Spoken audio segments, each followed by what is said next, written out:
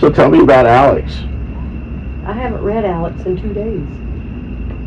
So what have you learned about Alex Van Halen and the Van Halen brothers from their book? What have you learned? Please share. Well, I didn't realize that they were the children of immigrants, and Mom was Indonesian. Wow. Dad was from Holland.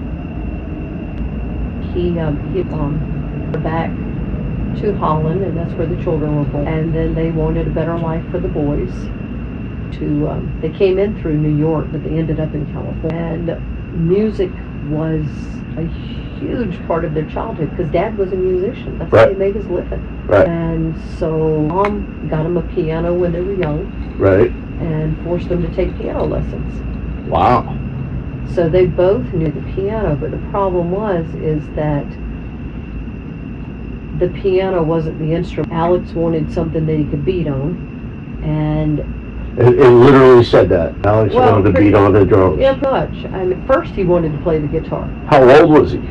Oh, they started playing drums and guitars when they were... So they were like 14 years old. Oh. But Alex started out wanting to play the guitar too, and soon realized that that is not where his passion and his talent lied. It was definitely Eddie's. He said Eddie always had a natural. See, Eddie learned how to play the guitar. He never took lessons. And Alex says that they contribute a lot of his natural talent. The fact that he was never he heard his own music. Right, he had his own style in his head with instruments and all the electronics and funk it up a little bit. Yeah. He learned how he wanted his own sound. And it came from many hours of just sitting on it. He said it was unbelievable how many hours Eddie sat on the edge of his bed just playing the guitar over and over and over and over and over. He spent so much time of his young adulthood just doing that. Was the best. Got it. Yep. And that's what people recognized when they saw Van Halen. It was Eddie they were picking up on because Eddie had such a distinct sound. Right. That made him different. Right. And to the point that a lot of the stuff he was doing on the guitar was kind of revolutionary type of thing. Right. That David Lee Roth had even suggested to him, you know what, man, whenever you do that on the guitar, you need to turn around so people can't see how you're doing it, so other people don't steal your stuff. And they were like, no, we can't do that. You never, because Dad had told him, you never turn your back on an audience. You always face your audience. And his dad told him. And well, yeah, you would want to face your audience. And they're there to see you, not your back. Yeah, exactly. And their dad also taught him, said you got to read your audience. You've got to know what makes them get up and dance and move. And if you're playing the wrong music, then you need to swap out and you need to play something else. You've got to keep these people engaged. Right. Dad was playing music when World War II broke out. And then the Germans took over Holland. And so Dad was in the military, but Dad wasn't a fighting man. He was in the army band. Right. And so, his dad was in the army band? Yeah. So he was forced... Fighting man. Yeah, he was forced to play German propaganda music, as part of, because they were overtaken by the Germans. The thing that these boys always look back on is like, look and think that we had it so bad, but we had to remember that, we may only have 7 people in the audience, but, we're not playing German propaganda music. Right. That's what they... How old and year was that? Like, oh, I don't remember the years. They were teenagers. But see, they came across David Lee Roth pretty young, early in the... How'd they meet David Lee Roth? They met David Lee Roth when they were playing at I don't know, some kind of little concert or little bar. And they went to go see David Lee Roth or something like that. And they didn't dig him at first. They thought, nah, he's not quite right for us. He's got too much going on. And he couldn't really sing. He didn't sound good with them. But so how did he end up becoming their singer? They met with him again. I don't know, a year later, some months later. And the work with LR and a place to practice. So they were using him a little bit. And stuff like that. And plus, to deny his energy.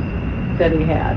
Right. Because he was obviously always a little over the top with the Right. Wow! I got to realize that, he was a little wackadoodle. The audience responded well to him. Because he was a showman. So what they had to do is they had to retweak some of their songs in different keys so that he sounded his best when he sang. Gotcha. But Eddie was good at that.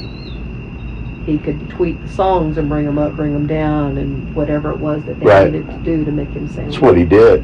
Yeah. That's what he was the best as. But I'm up to the point where they met Gene Simmons. Right. Gene took them to New York.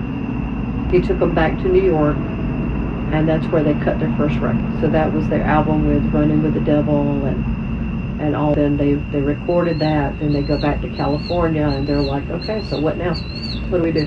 How do we get this music out there? And so they're trying to delve, and I guess during that time period, a lot of these musicians literally would go radio station to radio station and hand out tapes. And please play this, please play this. Yep.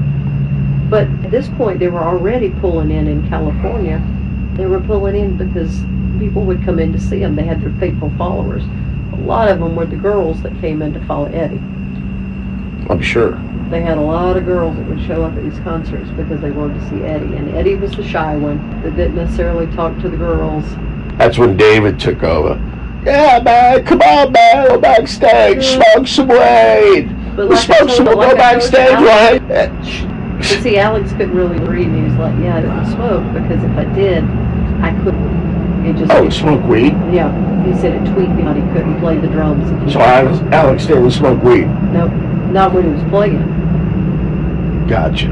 Because it tweaked. That's cool. And then... So Gene Simmons was the man who stole... there was a couple they discovered him. Like the guy that they in his bar for the longest time over in California was...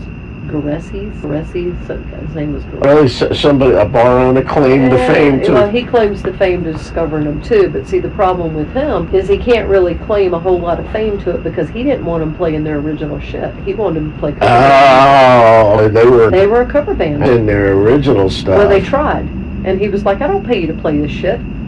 Play what these people want to hear, and he wanted cover band music from them. So yeah, that he ain't so it had no. So they had a little bit of a hard time kind of breaking out of, they were, once you're as a cover band, it's hard for people to want to hear original music. Yeah, you got to come right out of the gate as an original artist. But they did. But you got to in some stuff. Well, they started out writing their own stuff. Well.